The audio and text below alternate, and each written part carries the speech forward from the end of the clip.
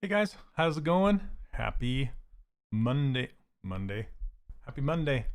How you guys doing? It is, what is today? What's the 1st? June 1st. Um, Let me do a bit of housekeeping really quick and share this stuff.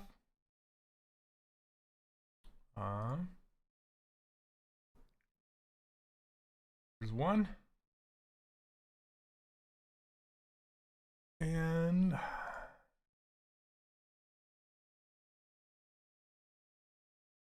come on, share to a page. It's always so hard to find. I don't know why. Okay, there we go. All done. All right. So today we're just going to continue. This is stream number 3 for this character. Hopefully we're going to get him posed and get his sword built and get him all worked out. All right. So, and you can see I kind of off screen, I just kind of mess with this feather a little bit, and I'm going to join all this together with Dynamesh and just kind of sweep over it and get rid of these creases. But I think I'm fairly happy with how this is turning out. It's kind of difficult, but yeah, that's kind of where we're at. Okay, let's head on over to chat, check things out. Hey, what's up, Neil? Randy, how you guys doing? All right, let's get rocking on this guy. Okay, let's build out his sword. I thought we had started on this sword. There we go, we did start on it. Okay. We did. All right, let me fill it with a gray color. Yeah, it works. How you guys doing? Sculpting anything cool? Staying safe? All that business?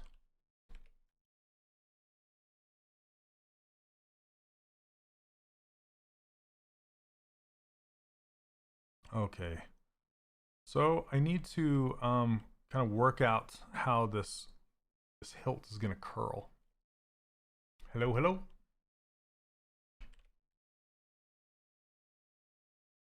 And I want to make the end of this its own group. So I'm just going to Control W that into its own group.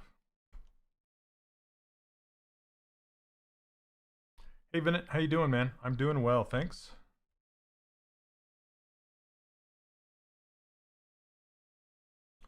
Okay, so do a bit of Z modeler action.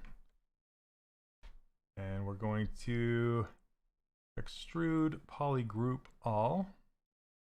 Where is it? There it is. Oh, you're making Soka. Oh, that's awesome. Avatar is one of my favorite, like, of anything of all time. It's I've been watching it with my kids for probably the 7th time. Avatar is like my chicken noodle soup when I get sick. So, but now it's on Netflix, so I'm watching it again. Why not, right? And I love that it's made a reoccurrence, you know, like back in people's minds, which is super cool.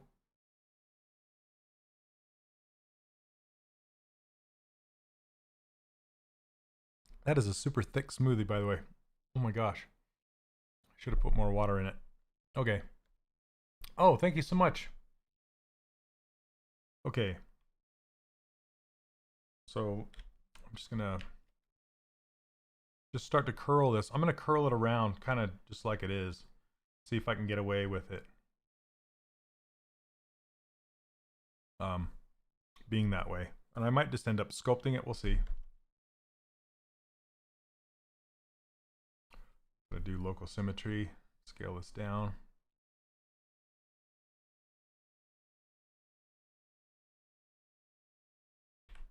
Whoops. There we go. Hello, hello. Welcome to the stream, guys. Guys and gals, I should say. Okay, let me see.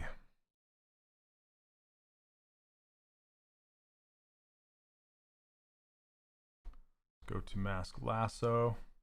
If you guys knew or not, I don't know. If as you're masking, holding down Control, if you add Alt to that selection set, let go, it's going to mask everything except for what you have selected. Hey, what's up, Martin? How you doing? I should say Marty. Your name's Martin on YouTube. How's it going, man?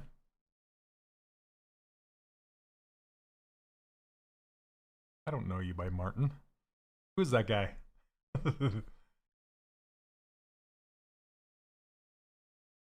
Yeah, I hear you, Neil. Sometimes it's difficult, for sure.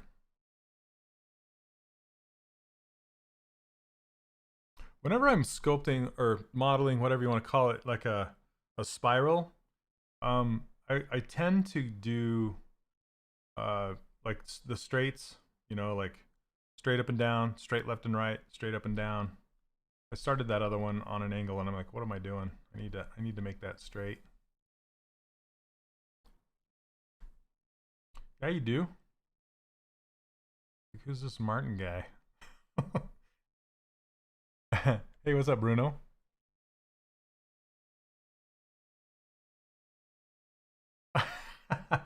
2 Point Hospital. Is that any good? I've yet to meet anyone who has played that. I love those kinds of games. I played Hospital. What is it called? I want to say Hospital Tycoon. Is it Hospital Tycoon? Theme Hospital. That's what it's called. Theme Hospital. Back in the day, I loved it, and I've heard that this one is a lot like it, but a bit different. I was just wondering. I'm going to make this straight and put it down here. And that will be our curve, and then I'll go and put some more lines in here. It's like Theme Hospital. Awesome. Let's insert some edges.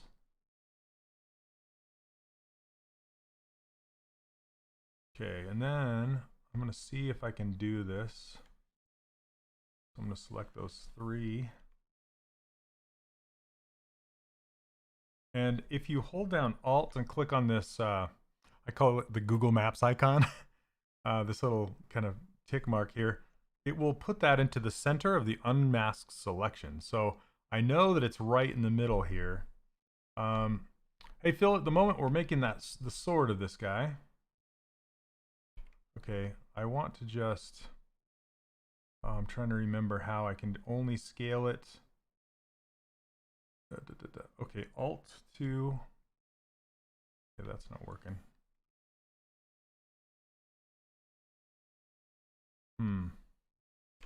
I just see how it says hold down Alt to scale on X and Y. That's all I want to do, but it's not working. See, it even says scale on X and Y, and it's just not working. Come on. Why not? Okay, I guess I'm gonna have to do it by hand. No worries. We'll get there.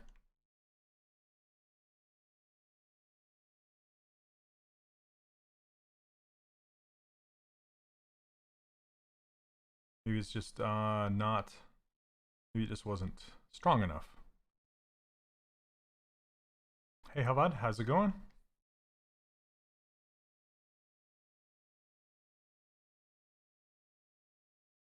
Oh, I didn't mean to do that.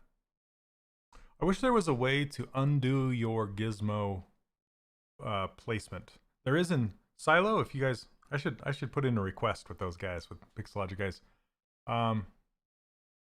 Oh, you must first scale, then use Alt. Oh, look at you. All right, Havad, here we go. I'm gonna do it. Thank you for the tip. Okay, I'm undoing what I did. Going back to where I was here. Didn't quite put it in the center. Okay, here we go.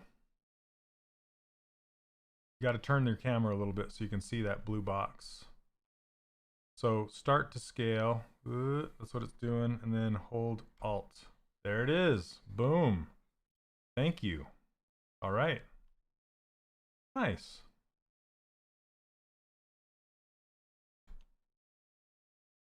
All right. Somebody learned something new today, and that somebody is me. Thanks so much. Nice.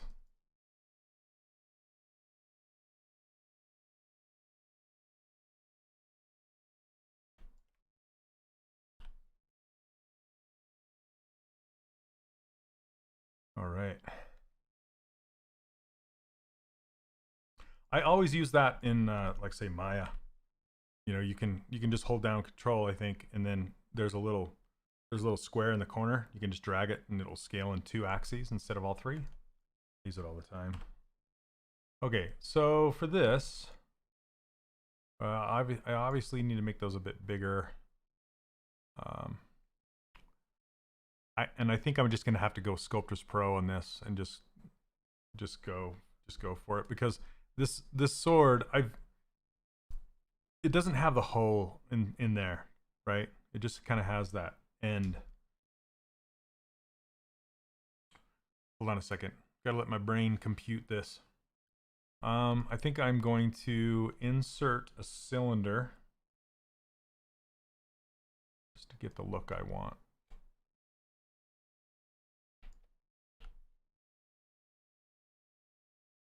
I used to have an upright base, and this upright base used to have some curling. Is that a thing? Scroll work, that's what it's called. Has some scroll work on the top of the neck, and you kind of look like this. Yeah, so I put a cylinder in there just to finish off this curl here, and then we'll do some spears on either side. And I'm going to turn on mirroring in a different axis in Y. See if maybe it's in Z. There, it's in Z. Because I want to draw cylinder on the front and the back at the same time. Let's see if, no, that's too low. This one. There we go.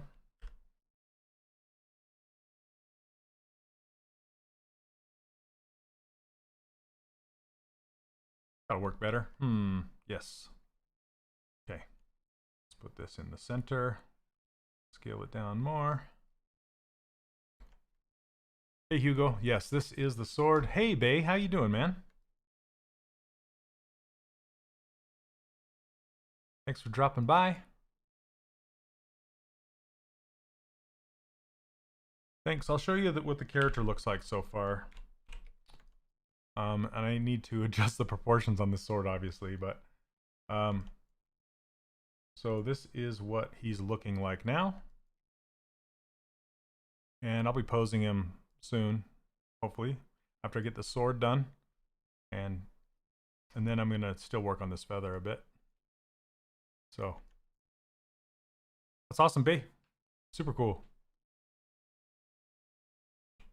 I just saw something I wanted to do, and that is push these ear hairs into his head a little bit more. Hey, what's up, Jimmy? Thanks, man. Means a lot, brother. Okay, so let's go back to that sword now that I've shown you this character, and let's fix this thing.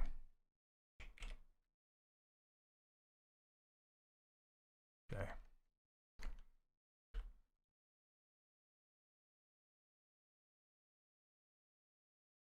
It's good to see you guys. Are you guys doing well? Hey, from Italy. I hate to say that during these times, but you know, have to ask. Means something a little bit different these days, right? I'm going to turn off that Z symmetry for a moment, and we're going to scale this hilt up. Maybe not. Maybe I should move it instead of scale it, because scaling was skewing those ends there. Do you do online courses or video tutorials for stylized characters? Absolutely. I'm glad you asked, because that is how I make my living these days. Is I have an online course called the 3D Character Workshop. You can hop on over there and check it out. A lot of new things happening over there. Really excited. I have a new student community, and I'm updating the course. It's been out for 3 years, so there's been a lot of changes since then, and I've added a bunch of new lessons and things like that. But if you want to go over there and download these brushes and try them out, you're welcome to. They're free.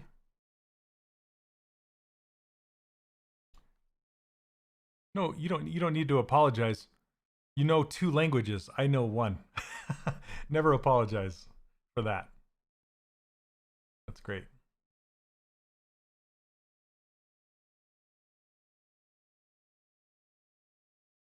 I know English and horrible Spanish. So, just English is what I would say. Okay. I'm going to hide this blade for a moment, just because I want to shape this hilt a little better. Whoops, no.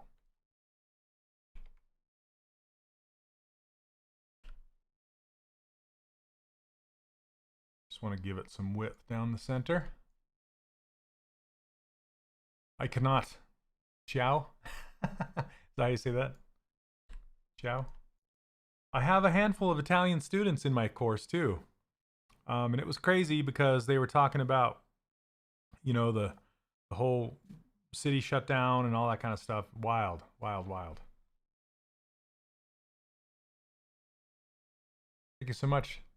So do you say David or is it David? Thank you, Neil.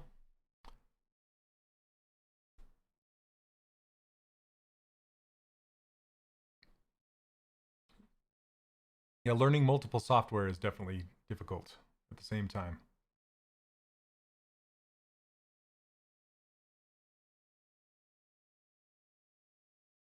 Man, that's a thick smoothie. I'm afraid that I'm going to leave something on my lips. Okay. That would be awesome. Okay, let's get this handle done. Insert a cylinder. I think these primitive brushes are a lot of people's favorite because they're all quads. Like this cylinder, for example, has a quad top instead of a point with a bunch of triangles. Hey, what's up, David? So when you subdivide, subdivisions love quads, and they're not huge fans of triangles, especially if there's a pole on the tip of your cylinder, because when you subdivide, it's going to jam a whole ton of geometry down inside that pole, and it will possibly cause your ZBrush to crash. When you make a cylinder inside of ZBrush, it's not actually a pole. It's actually a whole bunch of quads, and then the same vertice is all at the same pole. So they're all quads, but it looks like a pole cylinder. It's weird. Anyway, this is the type of pole, or the type of quad cylinder that I like myself. And it comes pre-creased, so you can see the crease around the top. And there are no subdivisions down the length of the cylinder, so you can do cones, and I'll show you that right now. So if I want this handle to be a cone, I just mask off the bottom, and let's turn off symmetry, get the gizmo into the center, and if I scale this down, it just becomes a cone. If I had a whole bunch of slices down the length of that cylinder, that would be difficult to make a cone from. So that's why I don't have a cone as one of my primitives, because I just make one. Okay, and I'm going to make this a bit flat now. Okay, let's see. Let's send this gizmo to the center again. And squeeze it in this direction.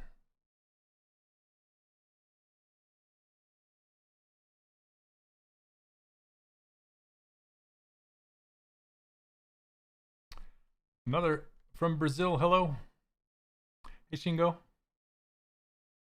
Do you know any anatomy sculpting course for ZBrush that you could recommend? Yes, there is one on mold. Here, hold on a second.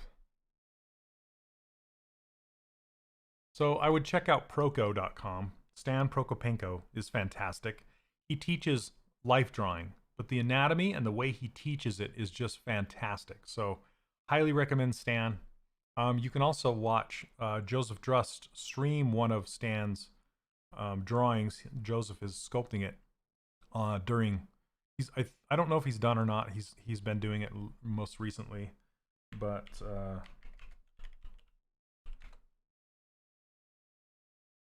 trying to remember. Where's Dan's?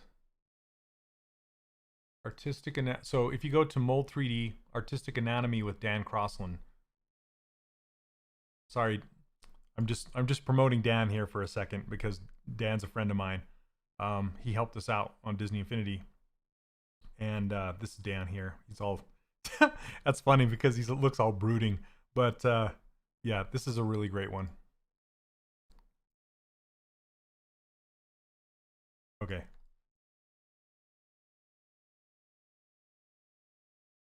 Is there still issues with the server because I can't sign in with the trial ID? Are you talking about ZBrush, or what are you talking about? I'm not an employee of ZBrush. I'm a volunteer. So if you have technical problems or technical issues with ZBrush itself, I recommend sending an email to support@pixologic.com.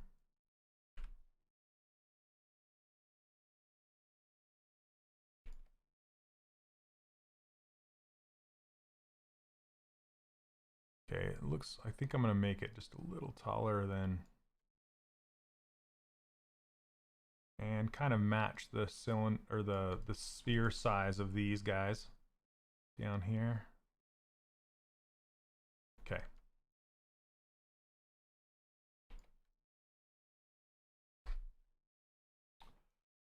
No, that's fine though. No, I'm just a volunteer. I'm just one of the people that kind of just I show how the software works. Demonstrator. There you go. That's the one.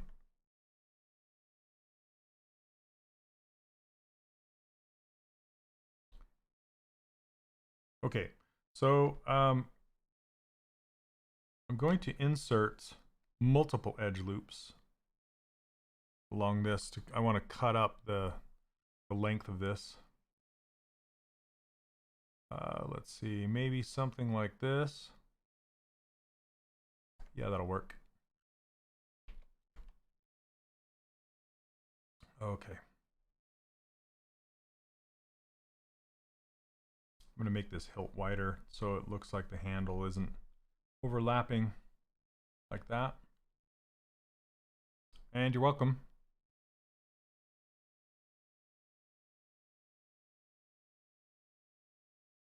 Yeah, he's very reminiscent of like someone you'd see on Robin Hood, you know, Disney's Robin Hood or something like that.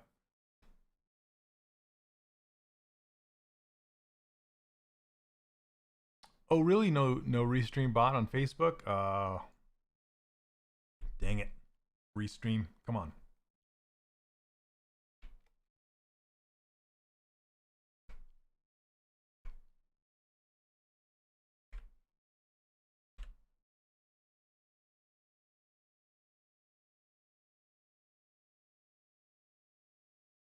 There we go. That's better.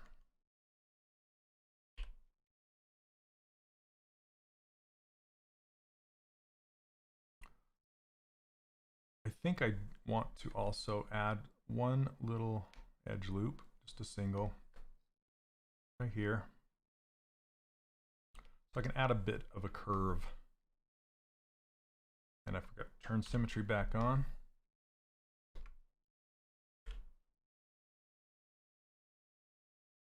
Oh, I didn't add it to the other side since symmetry wasn't turned on. It'll help, huh? There we go.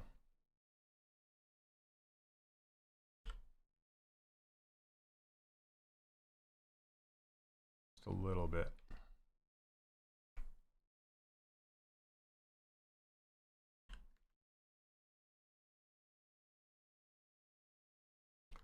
Okay, now let's see. Trying to decide how I want to do these strips down here.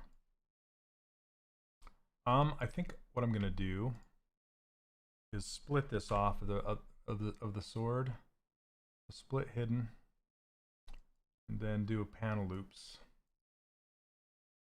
Try that.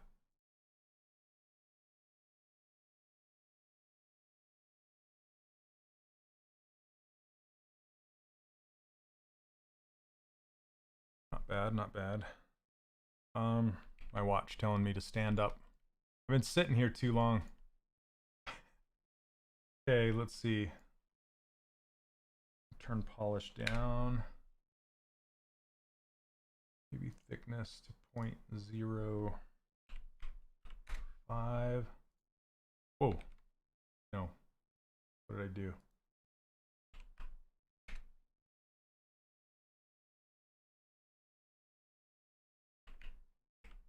.005. There we go. That's better.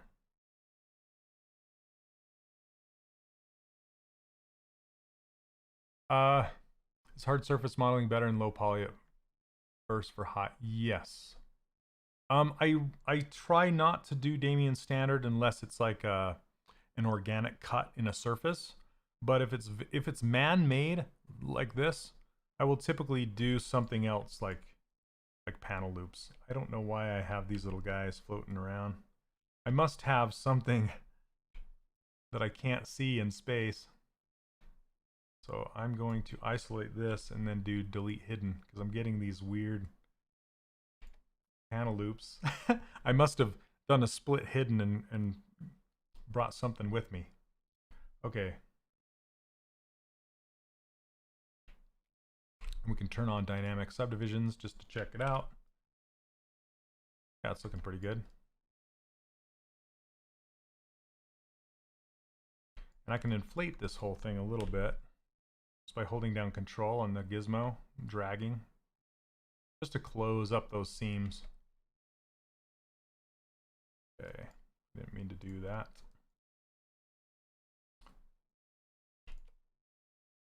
Let's see here.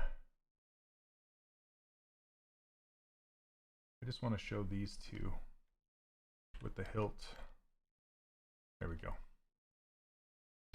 Okay, I think this sword is pretty much done. Let me finish the creases on this guy.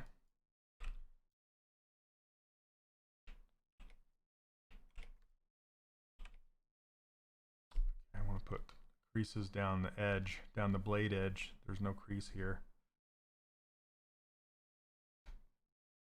Crease, edge loop complete. Should do it. Okay, on this one I only want to do, I don't want to do edge loop complete because it'll crease the entire thing. So I only want to crease this guy. I'm going to go back to just edge. Do that one, that one. Now it holds its edge. I want to see what it looks like if I uncrease these. So it's a sharper edge, but it loses the thickness of the edge. So I think I'm just going to hold it like that. Maybe insert an edge here. Just so I can, I want to curve this tip just a little bit.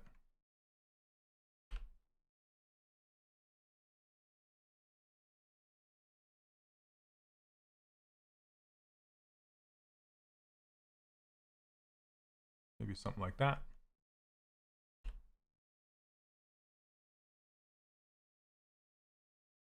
Okay, now let's check this out.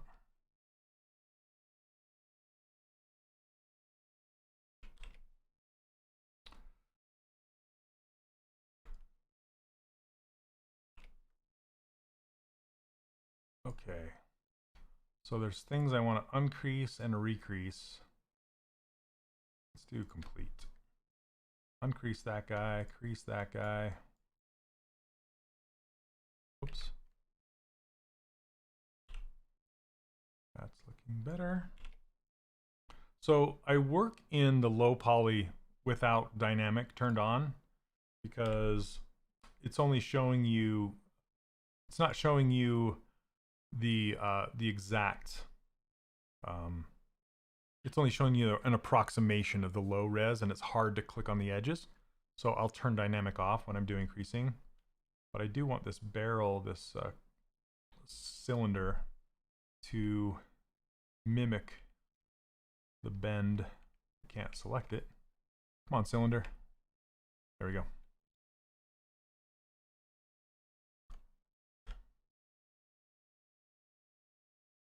Okay, boom, boom. And I'm going to turn on Z. I want to bend this in.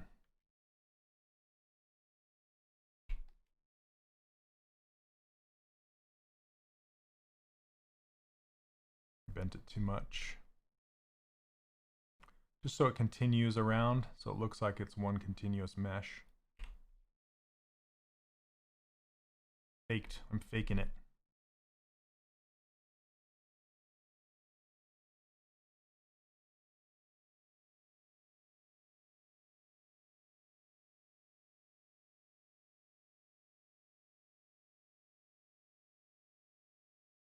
There we go. That's better. Let's get it from the end. Okay. Then I want to move this guy. Whoops. Need my gizmo showing. Closer and make it a little smaller, I think. So it looks like scroll work kind of going in like this.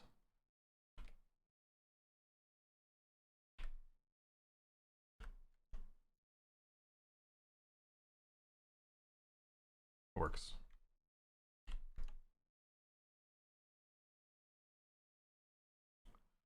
All right, well,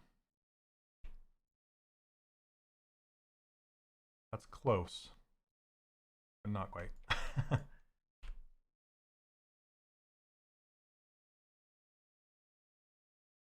on.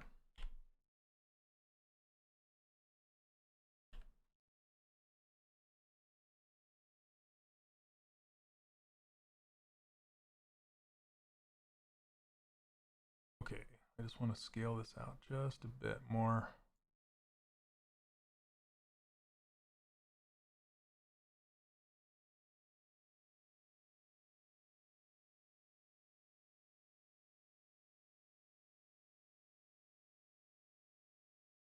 Why is it doing that? Stop it. There we go. I just want to push the top of this in, so.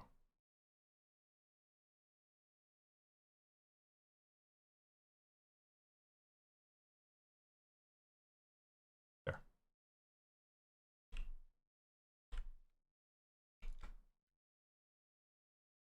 Close enough. All right.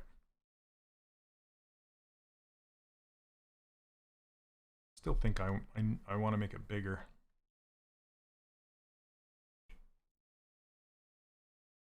Whoops. I meant to do this.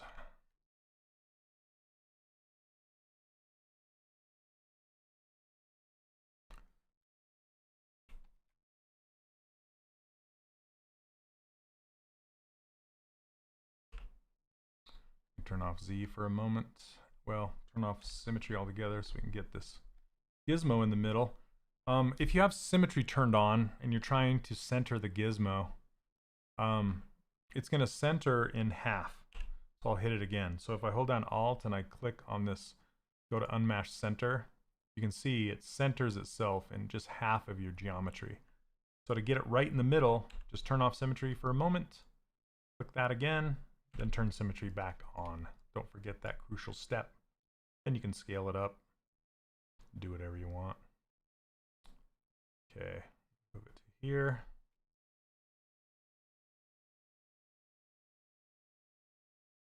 Just scale the ends up quite a bit.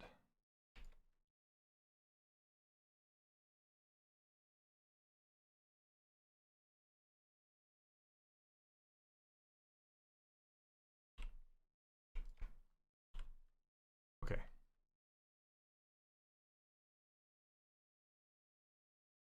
That's much better. Okay, maybe even just a little bit further out with these. Did I select the handle?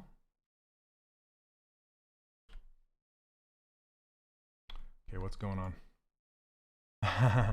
Sword time. How's it going, John? Let's try this one more time. Okay. Sometimes you get weird oddities like this. And sometimes it's either I'll reset ZBrush or I can just duplicate it off into its own subtool. So let's just duplicate this. Boom. See if that fixes it. Nope.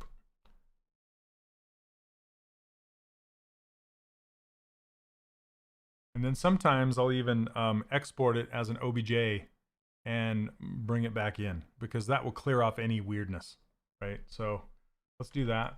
But first I want to turn off group. How much has lockdown affected your lifestyle? Not too much, Jam, because my kids do online school and I work from home. So as far as that goes, not much of a change. It tells you how much of a hermit I am. And then the biggest effect is grocery shopping, you know, and stuff like that, and going out with my family and things like that. But we just try and, you know, do walks and hikes and things like that. So not too much. I want to scale this guy.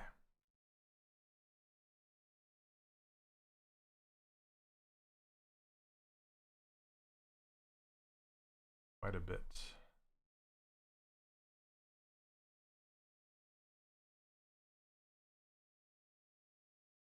Feels better.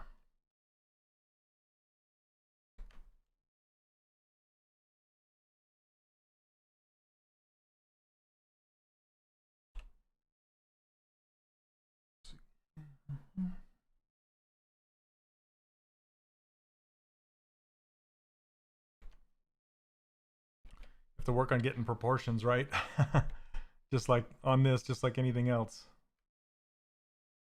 Okay, so let's do this. What I was gonna do, and export this as an OBJ. So export. Let's just export it into my Twitch folder. Sword. Okay, and then what I'll usually do is I'll append a star like this. Click on that star, and then go import. Click that sword, bring it back in. Now we have a duplicate of it. And we're going to work on the new one, and that should have fixed that weirdness. Let's see if it has. I did get rid of my creases though. Now, I'm trying to remember if FBX keeps creases or not, but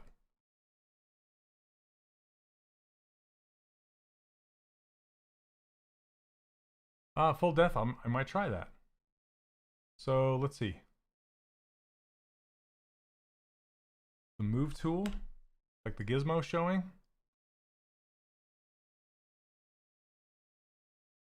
Reset mesh orientation. Are you talking about this guy right here? No. Let's try it. No.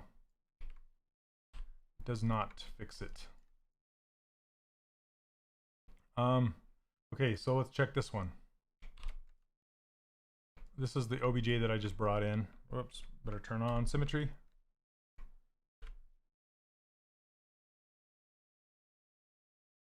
And it still is busted, but in a different way because it's masked. Here it's masked weird. What is going on here?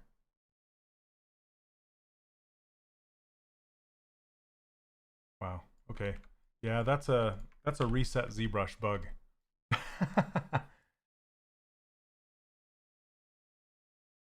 Yeah, if I just made this entire sword inside of ZBrush, yes.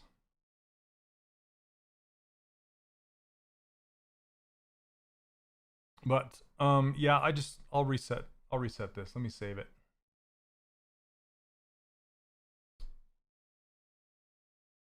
Call it Sandro 6.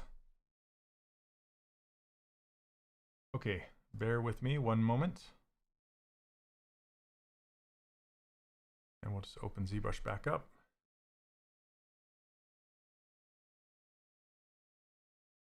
Oh, thanks so much.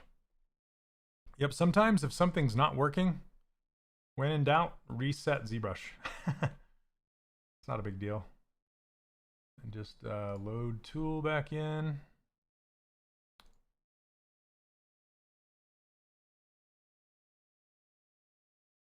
And most of the time that fixes it. So let's see. Nope.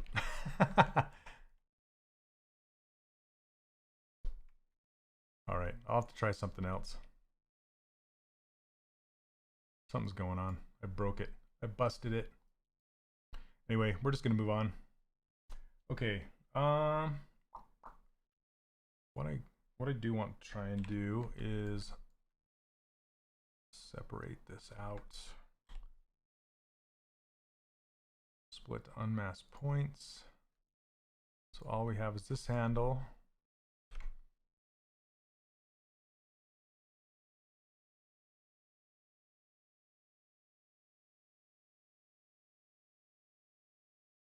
From Chile, hello. Let's get our artwork back in.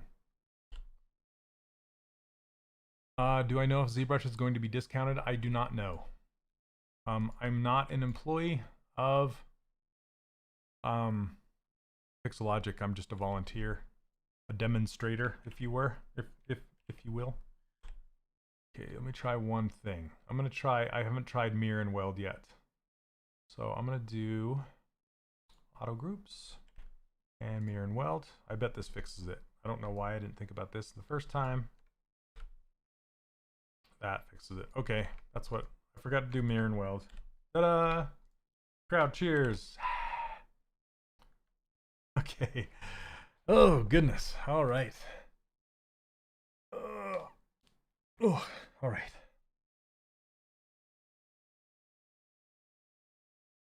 So now it's time to get posing this guy. Actually, first, what I want to do is just kind of fix that feather really quick. Work on the feather.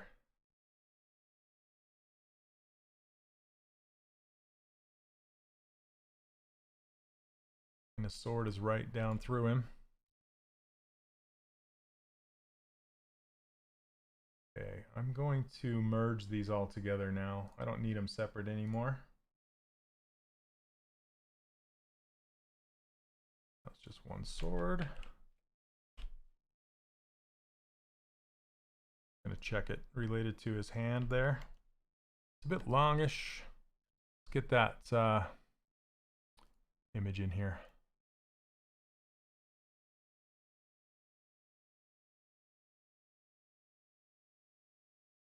Troy, that's true. If you can afford it, you know, that may not always be the case. Everybody's in their own situation, you know. But yes, the one-time price is super. What am I doing? Reference.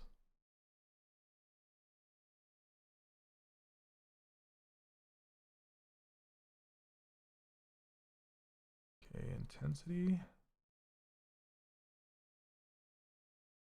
There we go.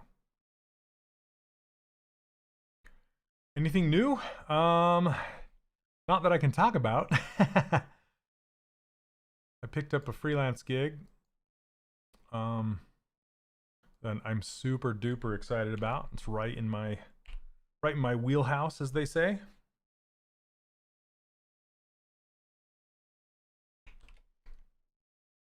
So I'm pretty stoked about that. Okay, let's get rid of the extra body stuff.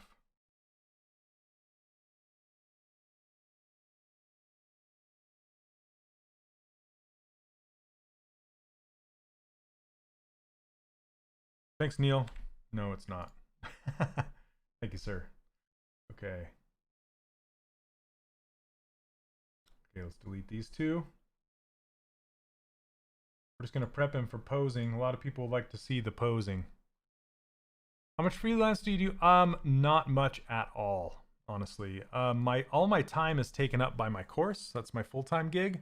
But I will take freelance occasionally if I feel like it's going to what I call move the needle, which is I need to stay relevant. I need to stay working, and I need to be on the latest techniques so I can pass those on to my students, that kind of stuff. So I will very specifically pick and choose which freelance jobs I take. And so with this one, I'm super excited about it because it's one of those situations where it is exactly what I'd love to do. Hey, what's up, Hopper? Saeed, I can't sit and re-explain. I showed how to do it during the live stream. So if you want to watch back, you can either watch on Twitch as soon as this live stream is over, or as soon as Pixologic puts this video up on YouTube, you can watch it there.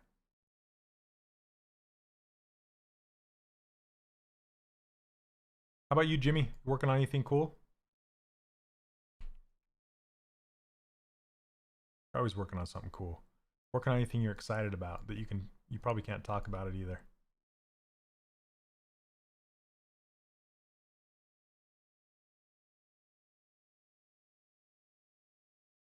Okay, I'm going to color this sword really quick.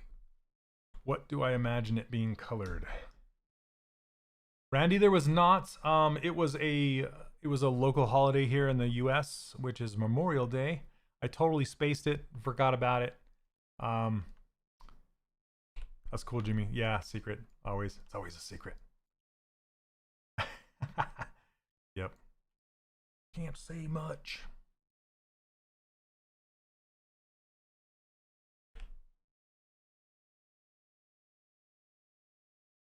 Forgot to pull this tilt out. Not rotate. Dang it.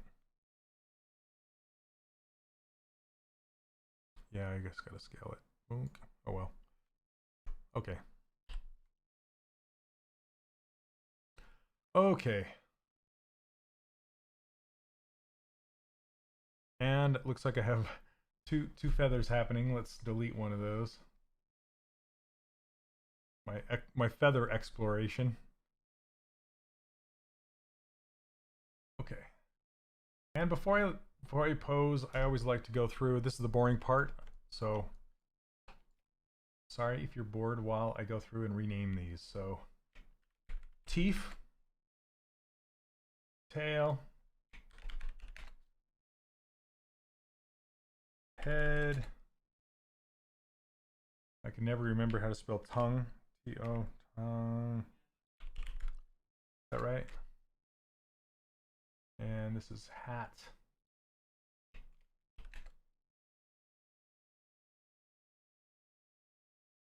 Feather. Always rename your stuff in case you ever need to hand it off to any other artist. Then they can take it. Don't worry, Said. I don't know if I'm saying your name right, so sorry if I am. Let's call this brim. What is this? If you don't know what you're selecting, you can always hit solo and see.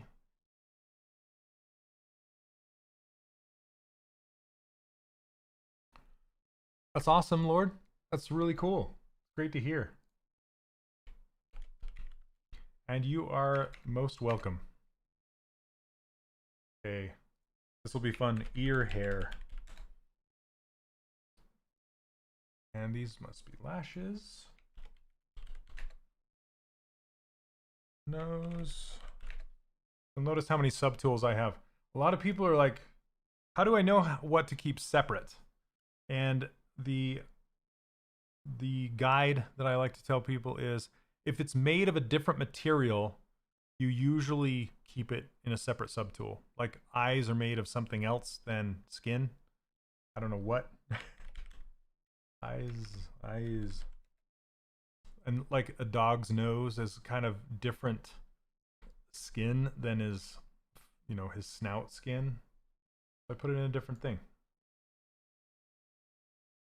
In these pupils, legs, or pants or trousers, gloves. Sorry, I know this is tedious. Shoes. Tunic. It's a tunic, right? Is it a tunic? Belt.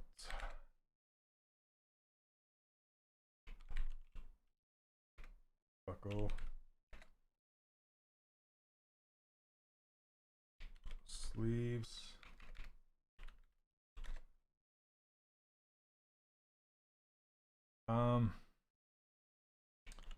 Cuffs. This is more for me, but there, we're done. Sword.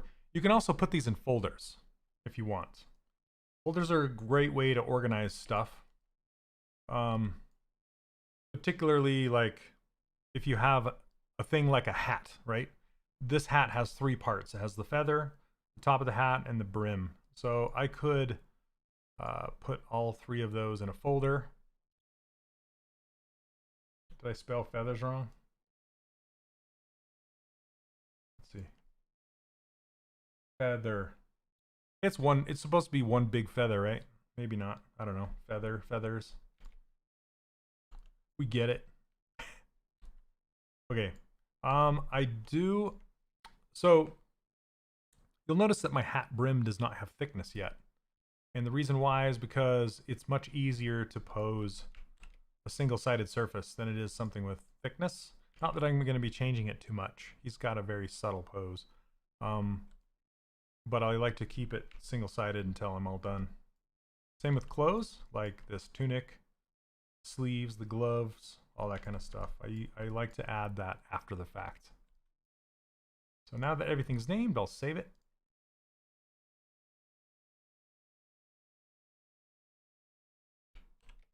Okay. Can we pose this guy up in an hour? We'll see. All right. Game plan here. Hey, Chicken Hawk. How's it going?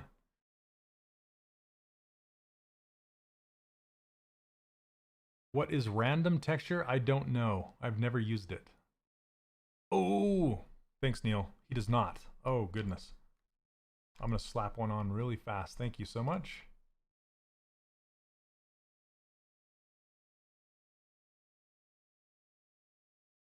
What is the way to calculate collision dynamics in ZBrush? There is not a way. My name is Shane, by the way, not Troy. But hello, Lewis. Welcome to the stream. ZBrush does not have dynamics. It's a sculpting program, first of all. Adjust this sleeve so you can't see it. I'm going to use this head geometry to just bust one out really quick. Yeah, I know my class is self-paced, so it starts when you start. It's open right now if you want to pick it up. Okay, duplicate.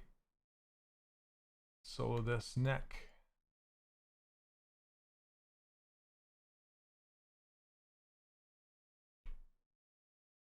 So when I say self-paced, it's self-paced with feedback if you need it. Okay. Let's auto group this. And isolate, delete hidden. And I'm going to delete this row up the front. Gecko, you're welcome.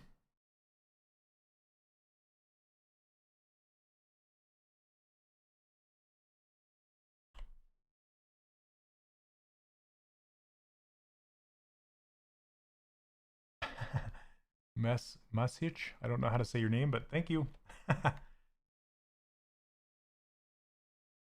Okay, you know what? I think I'm going to leave those. I'm just going to leave it solid. Let's do crease. And just straighten this up a bit. Straighten it out a bit. So if you ever want to straighten a row of polys out, here's a little trick for you that not a lot of people know about. Let's turn on double so we can see the back too. But essentially you want to mask off. Whoops, we get mask last. So basically you want to mask off the row that you want to make straight. So this top row here. Then go from the side, and you can use this clip curve brush. You can clip stuff down, but you can also clip it up. So you snap your camera to the side, And then you draw your clip line like this and put the faded side towards the geometry that you want to pull up to the line. Okay, you just kind of align it and then let go, and it'll pull everything that is unmasked up to that line and straighten it right out. Pretty sweet. And then you can do it the same with the next row. Invert that mask. Get the line in place and just go whoop, straighten it up. Okay, why are you zipping all over the place? And if you ever have geometry that swims around your camera, like I want to start rotating this, right? And all of a sudden it just goes wing out of the camera. All you got to do to reset your camera pivot point, what it's looking at, what I usually do anyway, is just hold down shift, which is smooth, but then just tap anywhere on the surface. And it's supposed to, oh, you got to be in brush mode. There you go. Okay. You can't be in gizmo mode. You have to be in brush mode. And you just hold down shift and tap on the surface, and then it resets that camera pivot. And now it won't go flying off into space. Yeah, Hopper, I use it occasionally. Not all the time, but occasionally. Okay. I'm going to blur this mask out. And turn off symmetry. Just because I want to straighten this out a little bit. Kind of wonky.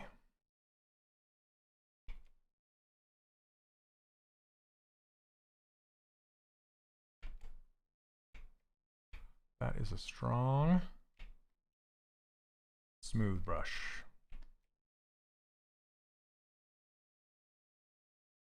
This is a Cintiq, so it's kind of like a tablet, but it's a monitor that you can draw on. You know what a Cintiq is. But I can say right now that you don't need a Cintiq, particularly if you're starting out. If you buy a Cintiq when you're first starting out, that's like those people that have no idea how to play a guitar and they go buy that $12,000 guitar to learn on. Don't do that. Don't buy a Cintiq if you're just learning. Just go get a cheap tablet. Just anything but a mouse, please. Please, please. Anything but a mouse.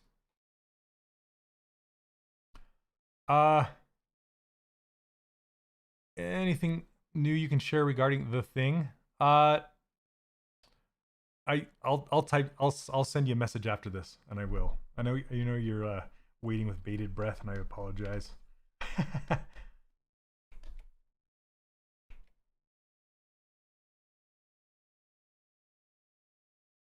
But yes, soon. Intuos is perfect. Yep. That's all you need. Just don't sculpt with a mouse. Because I always like saying this. Sculpting with a mouse is like having a switch in your car instead of a gas pedal. So imagine like driving your car and it's either 100% gas or 100% brake. That's all you get. That's like sculpting with a mouse. Did I create Baymax? I did not. Jimmy, thanks for reminding me though, man. I have like, what do they say, all the irons in the fire. Like I have like 20 different things going on, you know? It's like those balancing acts, like keeping all the stuff in the air. And that's one of them. So just happens to be that time of year. Okay, that's good enough. I'm done dawdling with this thing. And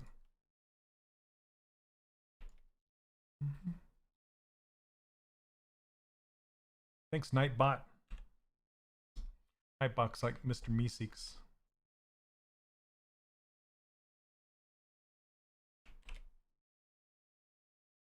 Hey, what's up, Uber?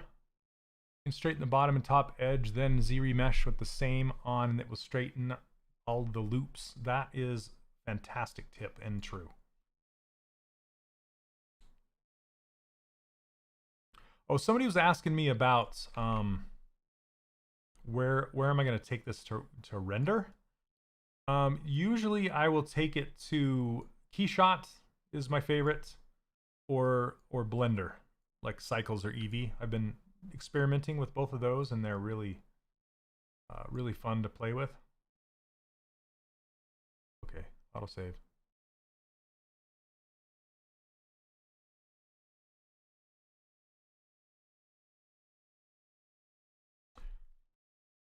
Introduced me to a book or video to learn skin and organic poly paint. I would check out Madeline Spencer. Go.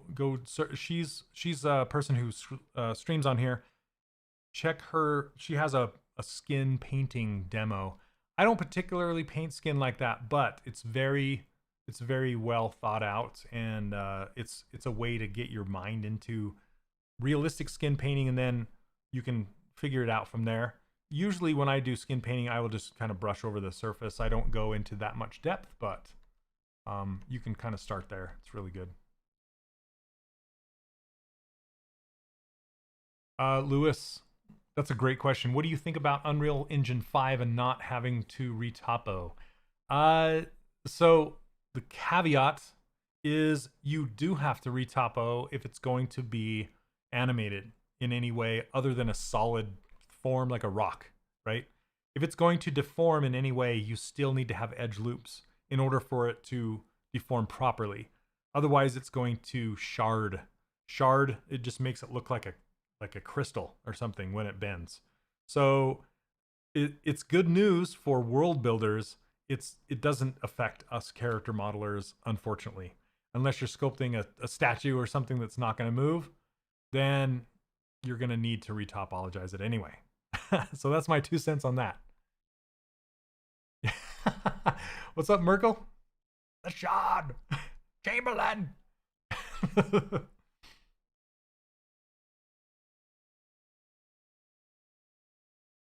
Yeah, Keyshot is fantastic, particularly with the Keyshot bridge. It makes it so easy. It's literally a one button push to get your model over into Keyshot. Really nice. How you doing, Merkel? What's going on? Okay, I'm gonna do just a bit of. I need to get posing this guy. Sorry, I get distracted. I'm just like, what do I gotta do? I need to pull his collar up in the back too. Neil, I think I did. Okay, let's see.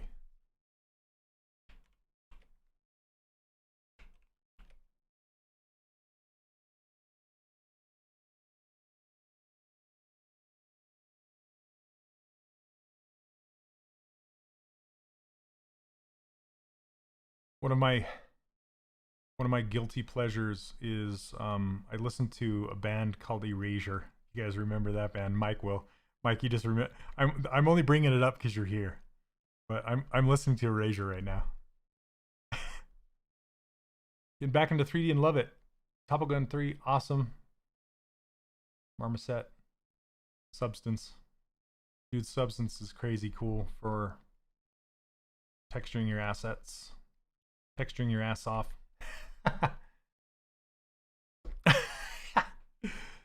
Oh my goodness.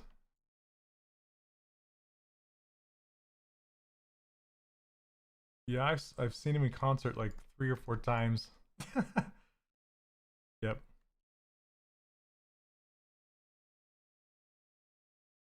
Okay, I think we're good with that collar. That's better. I like how high and how far back it is. His head's kind of sitting in an ice cream cone.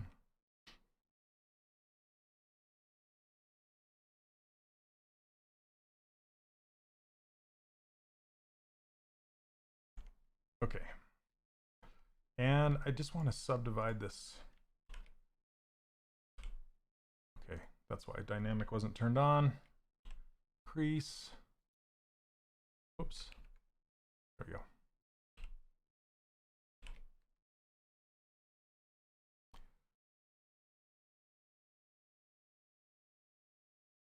So if you know 3D Studio Max for 10 years,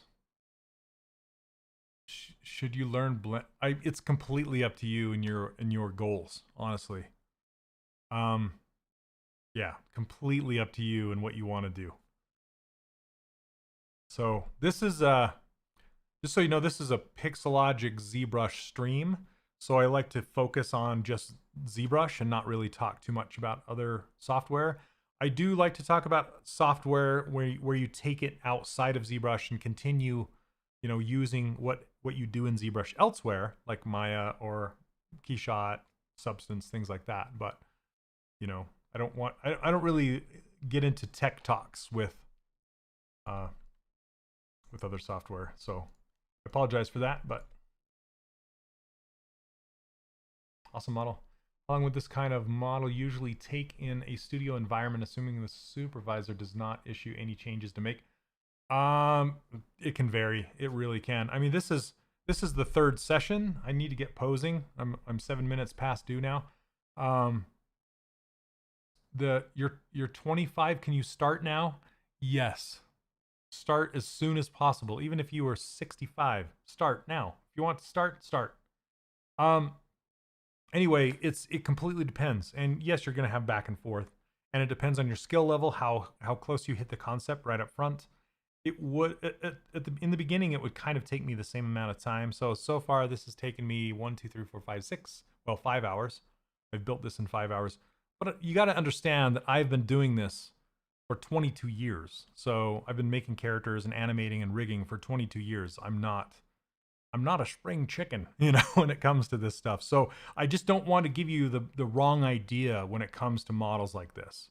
So when you're starting out, it's going to take time. It's like learning how to play the guitar. You're not going to sit down and play like, Jimi Hendrix on your first day. So take the time to learn it. Don't worry about speed, worry about quality. Okay. And then somebody's saying, Lewis, the suggestion remains with Pixologic possibility of a tool for a brief collision simulation. Yeah, Lewis, that's been a want for a long time. So, and Pixologic knows about it. I'm not an employee of Pixologic. I'm just a volunteer to demo the software. So if you want to push that through to Pixologic, just email support@pixologic.com and let them know. If you could, please. So I teach students, and I have students anywhere from middle school age all the way up to all the way up to retirement age. I was going to say what's past retirement? Either you're retired or you're not. So all the way up to retirement age.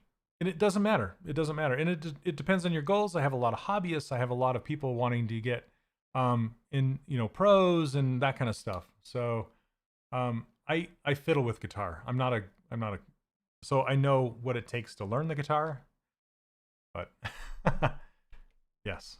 And Tom, that is okay. Nothing wrong with that. Don't feel guilty if it's going to take you a long time. Get quality first. Speed will come with time. Okay? All right. Yeah, super retirement. I'm so retired right now.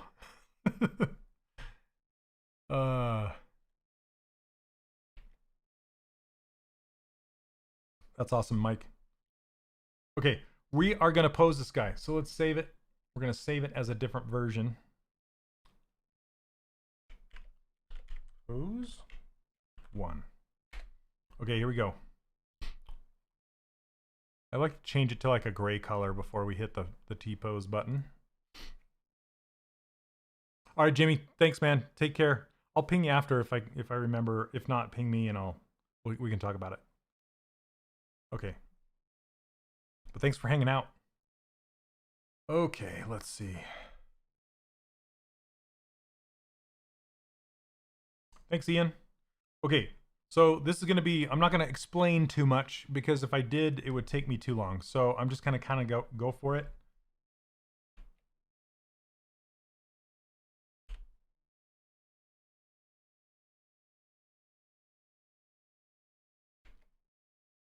And I'll keep talking, but I do explain the entire process in my course. Not to pitch my course, but it would take me a lot.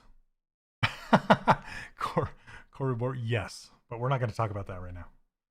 All right.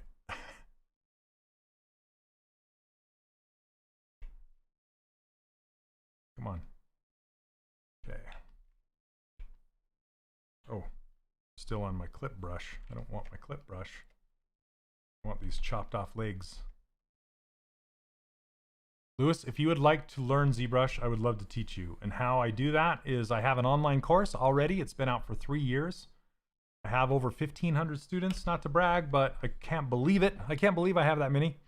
And if you're interested in joining us, you can go check out 3dcharacterworkshop.com and see if it's right for you.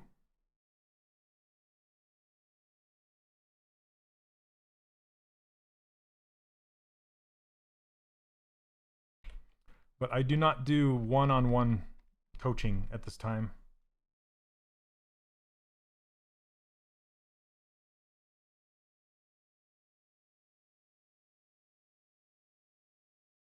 Is that what I want to do? It's true. You're never too old for anything. Thanks, guys. I cannot ask for that kind of testimonial. Yeah, one-on-one coaching with 1,000 people. You know, my approach is I reach out and review models as I see people need that. So we have an amazing student community over there. And it's set up on Discourse. It's brand new. Set up on Discourse, and it's a lot like ZBrush Central, but it's private. How do I get to that one-on-one stage? Well, without being a jerk, a lot of money and time. I just don't have the time, or yeah, I just don't have the time.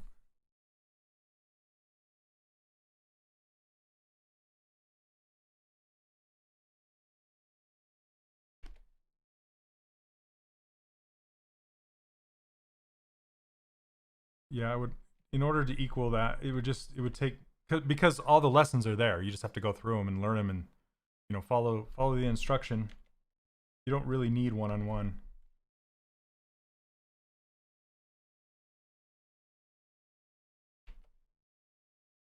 And then I kind of like to think about it like the sculptors of old, or you know, those art classes where everybody is in the class together and the instructor does the instruction up front and then says, okay, now do what I did and follow the instruction, and then the instructor will walk around the room and kind of correct and talk and, you know, that kind of thing. And that's kind of how I approach it, but on a larger scale.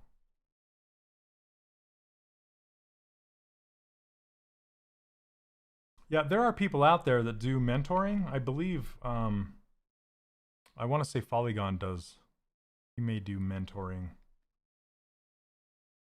Dylan Ekron has a fantastic shorter course.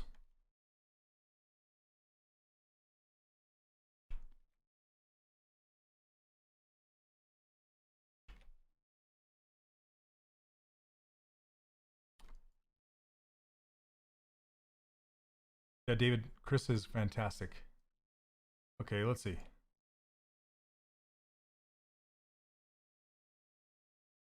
So Chris is an amazing, she's a student, but she's also part of the 3D Character Workshop team, and she's done work for Disney and other places, and she just does a ton of drawovers for the students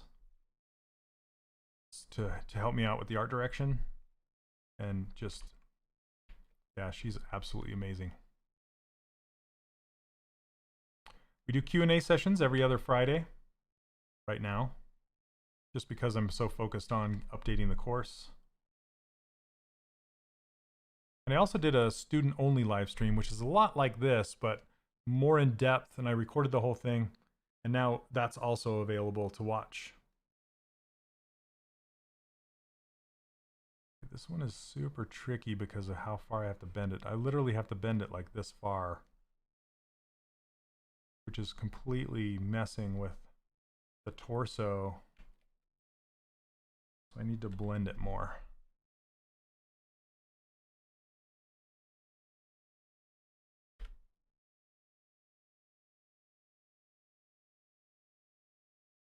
And in that student-only live stream, I take the character all the way to Substance Painter. Okay, I'm doing this wrong. Hold on a second. I don't have to take it that far because I need to see. I'm getting all caught up in like pitching my course. I don't mean to do that. Let me focus on this really quick.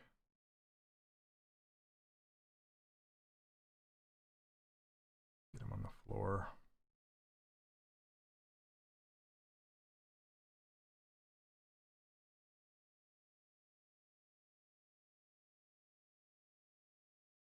Turn perspective on, but not so hot.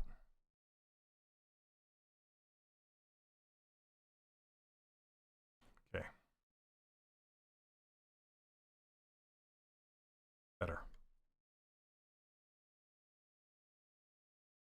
Have I ever taken drawing classes? Absolutely. My entire life. Figure drawing, environment drawing, painting, all sorts of stuff. Always learning. If Mike is still here, I've taken art classes with him. Some life drawing classes. I don't know why I'm using a mouse with this. Thanks, Mike.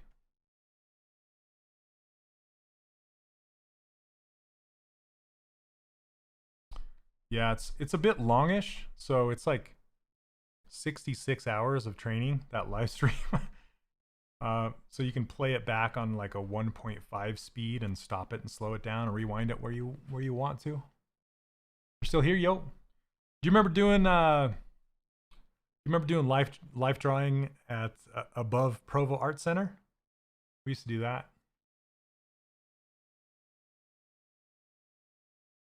That's awesome, Mike. Thank you so much. I'll keep you guys around. You guys are great testimonials. Okay.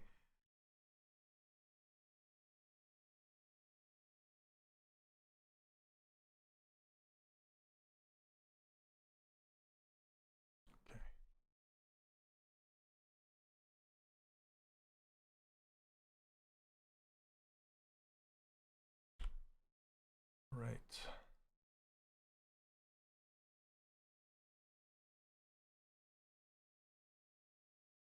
Remember that? And also we figure drawing in Springville. That was a big hullabaloo. That's a good word to use for it. Because, you know, it's Provo, the center of Mormonville. And people in Provo didn't want nude models to be drawn in their pristine city. Such a joke.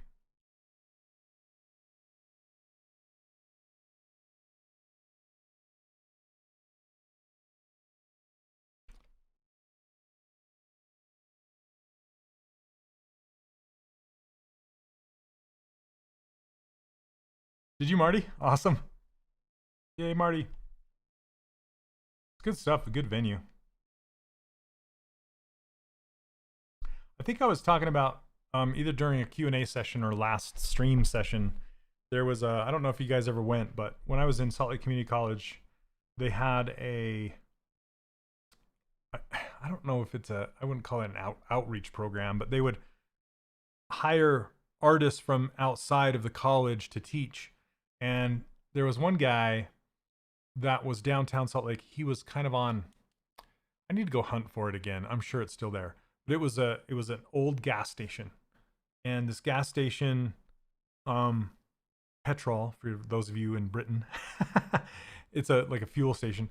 What he had done is he bought this old dilapidated gas station and renovated it. And what he did is he built an apartment on top, so a second floor on top, made it an apartment. And then he made the area where the cashier would be, he turned that into an art studio, like a gallery, so he would sell paintings and everything up in there. And then where the bays were, there was like 2 bays where cars could pull in and they would get their tires changed and that sort of thing. He turned that into a drawing studio, paint studio, watercolors, all that kind of stuff. And it's true, Lauren. So the owner, he made the studio that where the cars would be.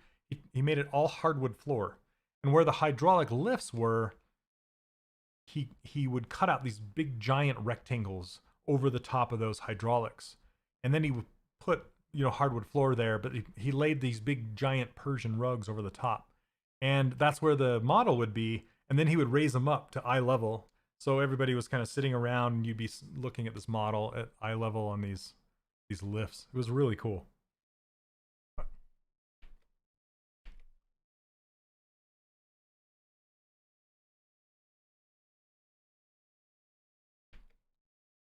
Yeah, always jealous of that. It's pretty cool. Let's see.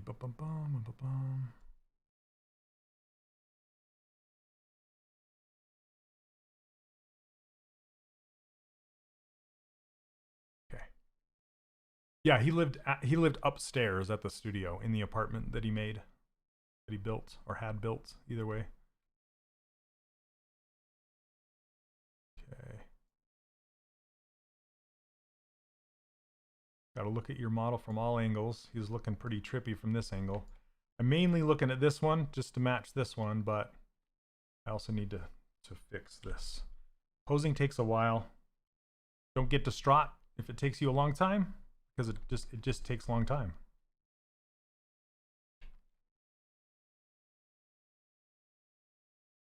Hey, Marty, did you work on How to Train Your Dragon at all? I have to ask that, sorry. Call you out. Just because I watched part 3 last night and it was amazing.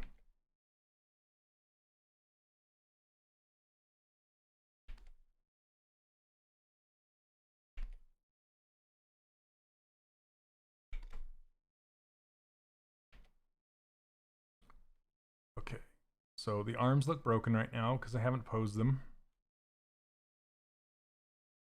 Okay, let's look for that line of action. Hey, what's up, Tim? Thank you so much.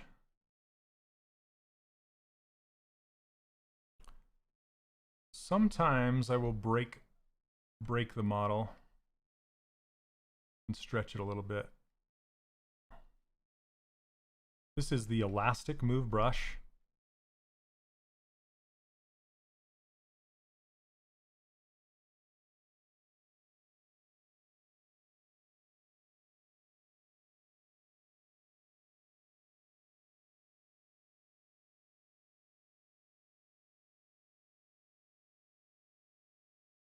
Second one, the stands for the Dragon Games at the beginning of the picture. Did some props. Main characters held. Oh, cool. Thanks, Saeed. Regarding procedural textures on clothing, do you recommend adding and baking those after the character is posed or before? Typically, it depends on what it's going to be used for. So if it's going to be like a character, like this or whatever, then I will. It depends on how far it's bent, but typically I'll try and do it in the T pose. But most likely that's going to warp your patterns out of shape. So I did Spider-Man. I did all the webbing on Spider-Man, and it just completely warped everything. So where it did warp, I went back and erased it and then redrew it back in. It's just something you just kind of have to do. So, okay. So I obviously put the sword in the wrong hand, but I was just putting it in there to gauge size. So let me get his arm in the right spot.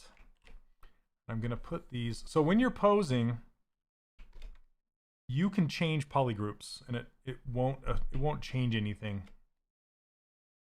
So usually I'll just mask the bits that I want in a different polygroup and hit Control W, and then that'll put it in a different polygroup that I can now utilize to mask out separately. I just wanted to hide this one arm so I could mask up by the shoulder. Let's turn on double. You can see the back of it there.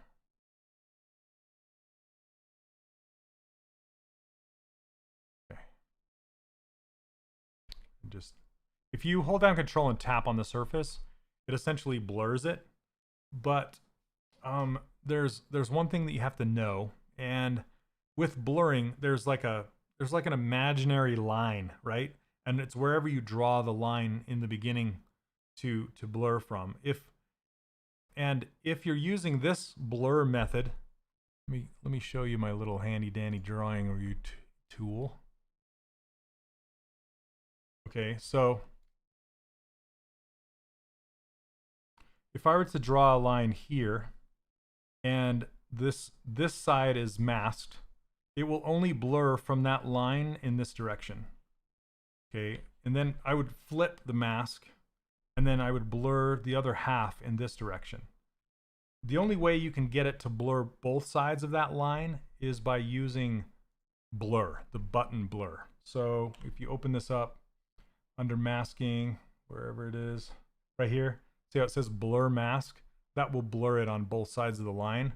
But I usually don't take the time to open up my menu and click on that button. I will usually just hold control and click on the surface, and it will blend from the unmasked area down towards the masked area. But just be aware of that, because it'll cause some, especially when your model is more dense, like more heavy in polygons, it will kind of create some hard lines, hard edges. Just kind of have to be aware of that. Okay. So let's see if we can do this. This will be tricky.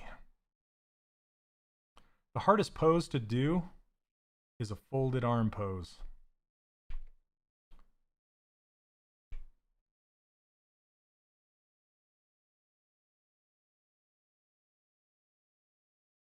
And not that he has folded arms, but we're just going to say the reason why is just because of all the intricacies. And I was assigned Mickey with a folded arm pose. It's folded. He's folding his arms like up in his. I could hide a lot of it with his robes, but yeah, it's a major pain in the butt. Okay, let's bring his arm way up high. And don't be afraid to move it around, you know, because you can always fix that shoulder later. What matters is the positioning. It's not a rig. It's not, it's not rigged. You can break it a little bit and then put it back. Okay.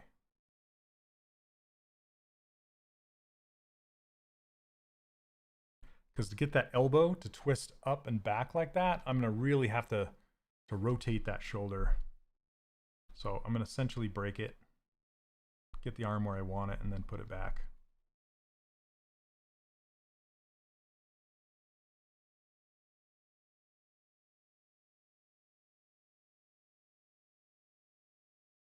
Same with the elbow.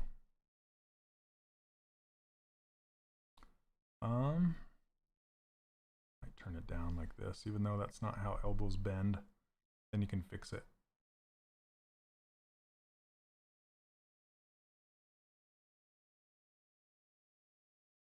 Yeah, see, I totally just horked this arm. Horked? Is horked a Utah word? Okay, let's isolate this and fix it.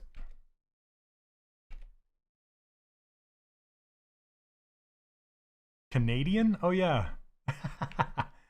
I never thought about that. Torque, dude. Torque day.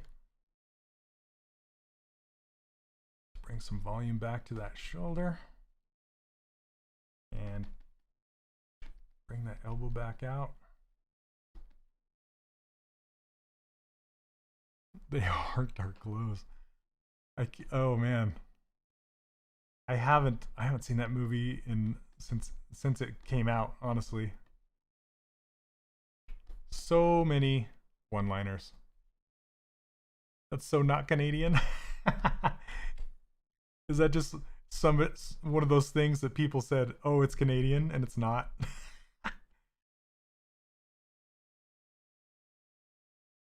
Just because everything in Strange Brew is authentic. It's pretty cool that those guys came back and did a reprisal in Brother Bear. They voiced the moose, and I worked on the Brother Bear game, and I modeled and animated the moose. Old Canadian. You haven't seen Brother Bear? Oh, it's good. It's good, and they're hilarious in it. Okay. Let's give the sleeve some thick. Look at that. It looks like a wimpy sleeve. Come on, let's. They went up in SpaceX. What? I've not heard that.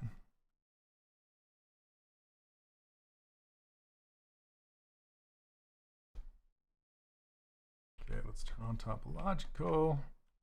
Gotta give this arm some thickness.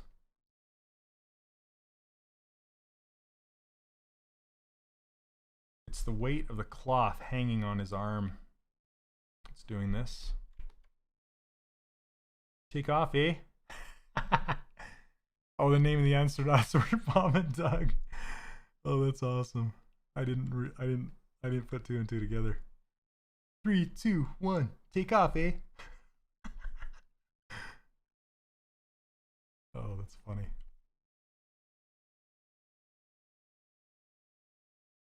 Yeah, they're hilarious in Brother Bear.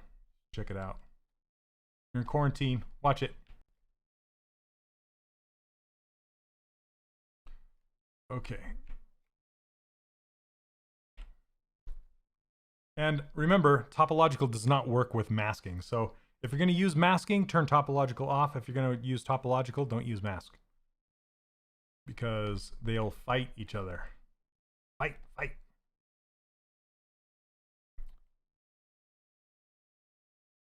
Oh man, I love this song.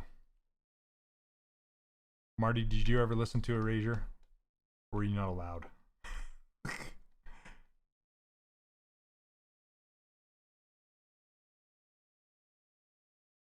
Hey Walter, how's it going? I have not seen that. Isle of Dogs. Is it good?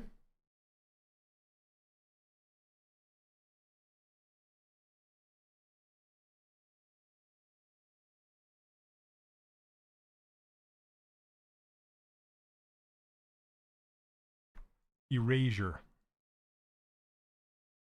Erasure. They're big in Utah back in the 80s. They're big everywhere, but for some reason, particularly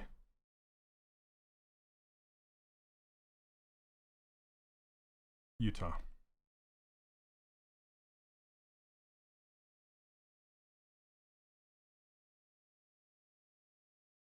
All stop frame. Ooh, nice. And if you haven't seen it yet, you should watch Claus. Claus is a fantastic. Sandro worked on Claus, so Klaus. It's a Christmas movie, but all hand done. Fantastic. But he did a lot of the concepts.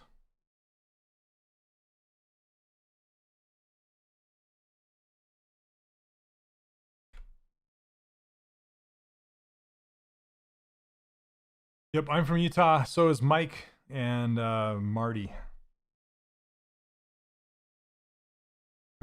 Bunch of freaks. And if you ever watch Smartest on here, he's also from Utah.